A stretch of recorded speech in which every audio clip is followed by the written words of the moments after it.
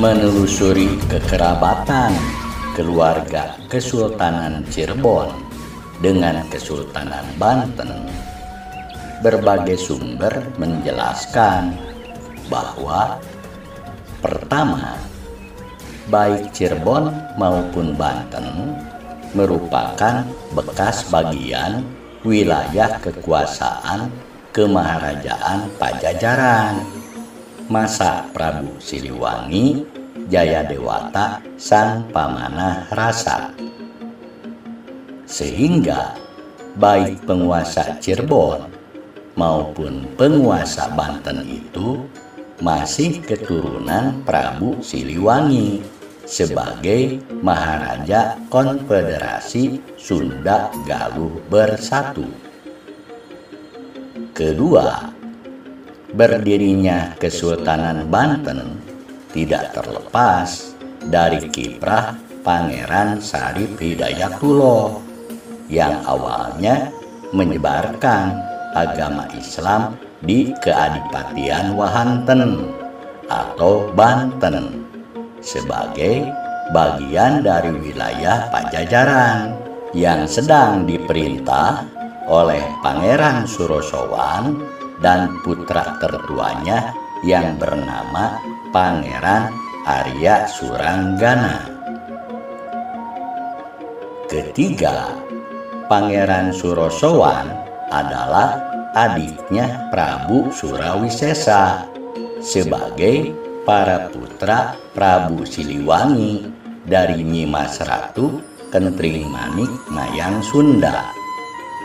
Sedangkan Pangeran Sarip Hidayatullah adalah cucunya Prabu Siliwangi dan Nyimas Putri Subang Larang dari putrinya yang bernama Nyimas Rara Santang yang telah menikah dengan Sarip Abdullah, pemimpin Bani Palestina di kota Mesir. Keempat, ketika Pangeran Sarip Hidayatullah berkiprah di Banten, ia ditikahkan dengan Nyimas Ratu Kawung Anten, putra kedua Sang Surosowan atau adiknya Arya Suranggana. Saat itu, pemerintahan di Cirebon masih dalam kekuasaan Sri Mangana Pangeran Cakrabuana Walang Sungsang, yaitu kakaknya Ibu Pangeran Sarip Hidayatullah yang sekaligus mertuanya. Karena Sarip Hidayatullah ditikahkan dengan Nyimas Ratu Pakungwati. Jadi, mertua Pangeran Sarip Hidayatullah di Cirebon adalah uaknya, sedangkan mertua yang di Banten adalah pamannya. Hal ini serupa dengan Prabu Siliwangi yang menikahi Nyimas Subang Larang adalah putri pamannya penguasa Mertasinga yang bernama Ki Gedeng Tapa. Dan Prabu Siliwangi juga menikahi Kentring Manik Mayang Sunda, putri uaknya, penguasa Kerajaan Sunda Pakuan yang bernama Prabu Haliwungan Susuk Tunggal. Kelima, setelah Banten menjadi keadipatian yang diperintah Maulana Hasanuddin, putra Pangeran Sarip Hidayatullah dari Nyimas Ratu Kawung Anten, ternyata Pangeran Sarip Hidayatullah menerima tahta sebagai penguasa Cirebon dari Prabu Cakrabuana Sri Mangana Walang Sungsang yang telah mendirikan Cirebon pada tahun 1460.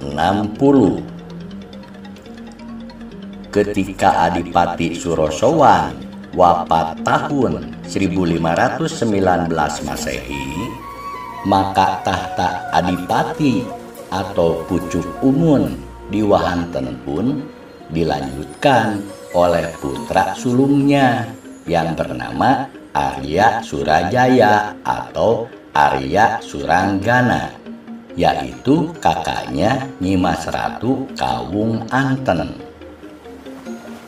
Sedangkan waktu itu Syekh Syarif Hidayatullah selaku suaminya Nyimas Kawung Anten sudah dinobatkan menjadi Susuhunan Jati Cirebon oleh Haji Abdullah Iman Walang Sungsang selaku uwa dan mertuanya.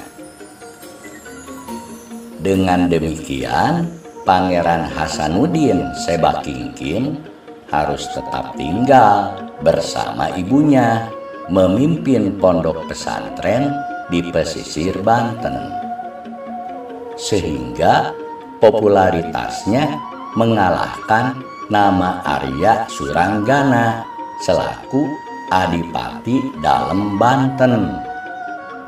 Makanya hubungan Syekh Maulana Hasanuddin dengan uaknya itu tidak begitu harmonis. Pada tahun 1526 Masehi, armada gabungan kapal perang Cirebon Demak berjumlah 1967 personil prajurit tiba di pelabuhan Banten. Di saat pasukan tentara Adipati Arya Suranggana sibuk menghadapi huru-hara di sekitar keraton yang sengaja diciptakan oleh kelompoknya Maulana Hasanuddin, tanpa disadari armada pasukan gabungan Cirebon Demak yang dipimpin Padilah Khan itu telah menguasai pelabuhan, lalu dengan mudah menyerang keraton bersama pasukannya Maulana Hasanuddin, sehingga tak berselang lama pasukan gabungan itu pun telah dapat menduduki keratonnya. Keterangan lain menyebutkan bahwa penyerangan Maulana Hasanuddin itu dibantu oleh pasukan Ki Jongjo, yaitu kepala prajurit Wahanten Girang yang sudah masuk Islam. Akibatnya, Adipati Arya Suranggana sekeluarga dan para pembesarnya segera meloloskan diri menembus hutan belantara mengungsi ke wilayah Pajajaran. Setelah seluruh wilayah Banten terkuasai pasukan Syekh Maulana Hasanuddin yang telah dibantu oleh pasukan gabungan Cirebon Demak Padilah Khan, akhirnya kedua wilayah Wahanten Girang dan Wahanten Pesisir itu disatukan menjadi Keadipatian Banten setingkat provinsi di bawah kekuasaan Kesultanan Cirebon sejak tanggal 1 Muharram 933 Hijriah atau sama dengan sekitar tanggal 8 Oktober 1526 Masehi. Saat itu pula Syekh Maulana Hasanuddin diangkat oleh Susuhunan Jati Syarif Hidayatullah untuk menjadi adipati dalam Banten pada usia 48 tahun. Kemudian Maulana Hasanuddin ditugaskan oleh Susuhunan Jati Cirebon agar membangun Wahanten Pesisir dengan memperbaiki pendopo atau keraton yang telah rusak itu sehingga menjadi indah dan megah kembali. Lalu diberi nama Keraton Surosowan sesuai nama kakeknya yang sangat menyayangi dirinya. Lalu ia pun membangun Masjid Agung dan alun-alun serta tajuk di Pacitan. Sedangkan bekas komplek Keraton Banten Girang digunakan sebagai pesanggerahan bagi para ulama. Maka pakar sejarah Husein Jayadiningrat berpendapat bahwa Susuhunan Jati atau Sunan Gunung Jati Syarif Hidayatullah itulah yang menjadi pendiri dan Sultan pertama Banten itu, bukannya Maulana Hasanuddin. Setelah dari Banten, pada tahun 1527, Padilahkan atau Patahilah bersama sisa pasukannya sebanyak 1.452 prajurit melanjutkan penyerangan ke pelabuhan Sunda Kalapa selaku bandar terbesarnya Pajajaran. Setelah melalui pertarungan yang sengit dengan prajurit Sunda Kalapa yang dibantu beberapa puluh prajurit Portugis, akhirnya pelabuhan Sunda Kalapa pun dapat direbut, sehingga Bupati Sunda Kalapa di bawah pemerintahan Pajajaran beserta para pembesar keratonnya gugur. Selanjutnya, Padilahkan atau Patahilah ditunjuk oleh Susuhunan Jati Syarif Hidayatullah untuk menjadi Bupati Sunda Kalapa, yang kemudian berganti nama menjadi Jayakarta, yang artinya Kota Kemenangan, pada tanggal 22 Juni 1527 Masehi. Waktu itu datangnya pasukan bantuan dari Pakuan Pajajaran ke Sunda Kalapa pun dapat dipukul mundur. Keunggulan pasukan Padilahkan terletak pada penggunaan meriam yang justru tidak dimiliki oleh Laskar Pajajaran ketika menyerang Sunda Kalapa.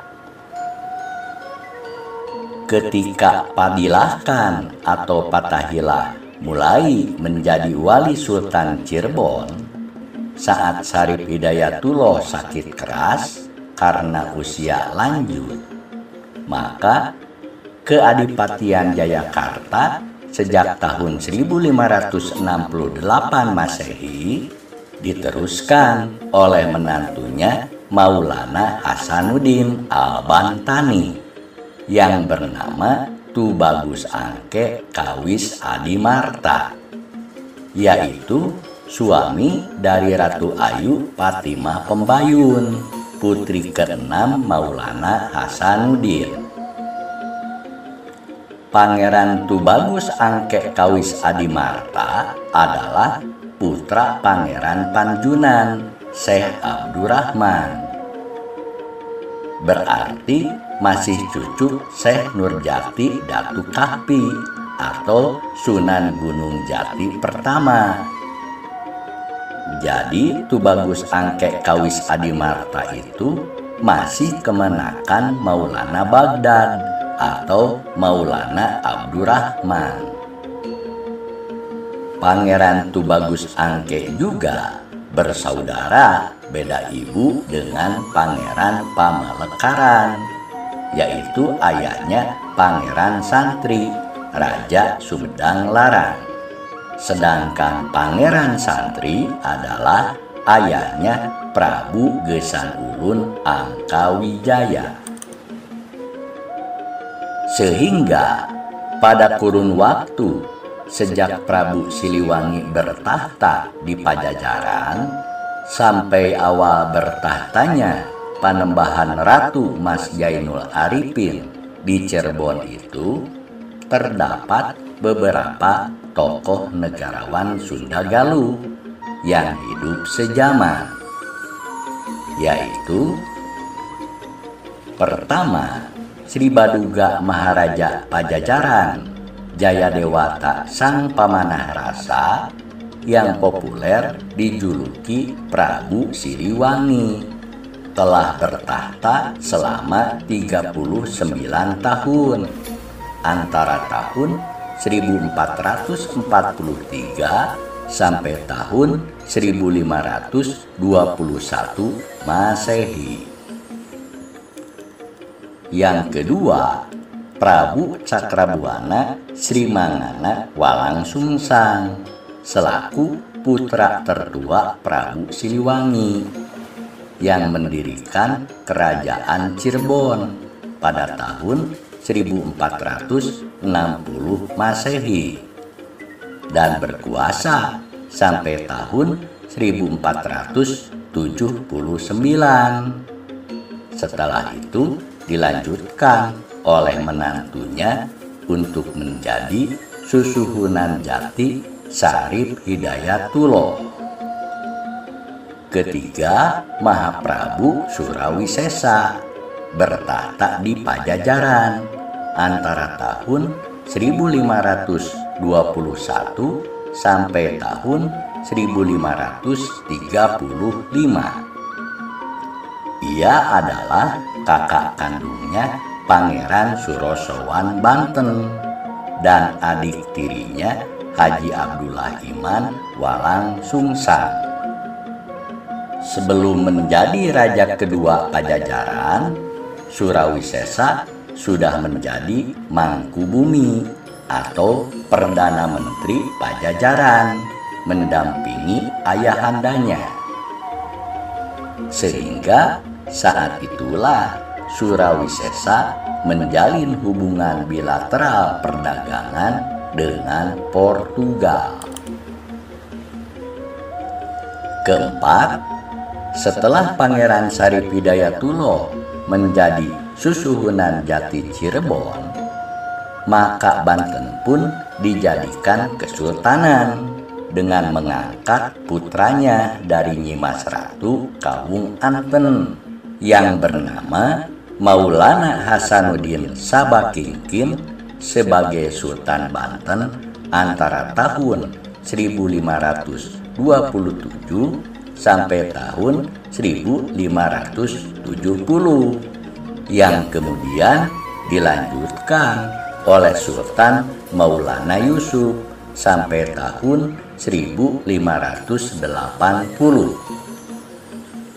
Kelima, Susuhunan Jati Sarip Hidayatullah wafat pada tahun 1568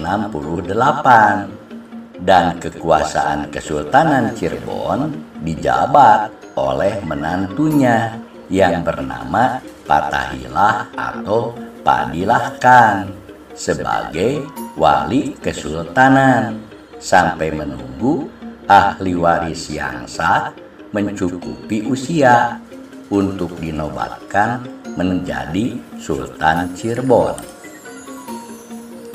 Keenam, Fathahilah atau Padilah Khan wafat pada tahun 1570, sehingga bertahtalah Pangeran Mas Jainul Arifin dalam usia 23 tahun dengan gelar nobat Panembahan Ratu.